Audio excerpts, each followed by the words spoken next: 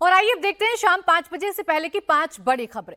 सबसे पहले बात करते हैं अमेरिका की। अमेरिका में राष्ट्रपति चुनाव के लिए वोटिंग जारी है। राष्ट्रपति चुनाव में कमला हैरिस और डोनाल्ड ट्रंप के बीच मुकाबला है। भारतीय समुदाय के मुताबिक कल सुबह 6:30 बजे तक अमेरिका के राष्ट्रपति के लिए चुनाव होगा। स्विंग स्टेट्स में किसकी पार्टी बाजी मारेगी, इस पर सबकी नजरें टिकी हुई हैं। अखिलेश यादव ने बीजेपी पर बड़ा हमला बोला। यूपी उपचुनाव की तारीख बदलने को लेकर अखिलेश यादव ने कहा कि बीजेपी चुनाव हार रही है, इसलिए तारीख बदल रही है। अखिलेश यादव ने कहा कि इनकी रणनीति है कि वोट ना पड़ने दें। अखिलेश ने कहा कि करहल विधानसभा सीट पर समाजवादी पार्टी बड़ी जीत हासिल करेगी। अखिलेश यादव ने कहा कि इस उपचुनाव में बीजेपी को प्रत्याशी तक नहीं मिला। महाराष्ट्र चुनावी सरगर्मी के बीच राजनीति से रिटायरमेंट को लेकर एनसीपी नेता शरद पवार ने एक बड़ा बयान दिया।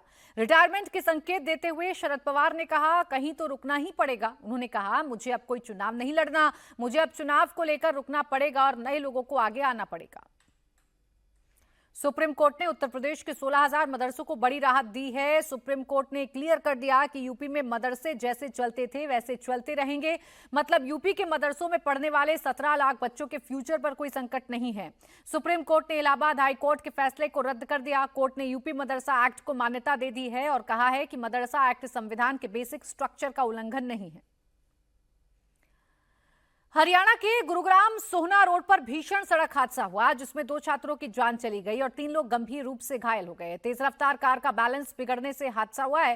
बैलेंस बिगड़ने से कार सड़क डिवाइडर से टकरा गई। पुलिस का कहना है कि हादसे की पूरी जांच की जाएगी और जिम्मेदार लोगों के खिलाफ सख्त कार्रवाई की जाएगी।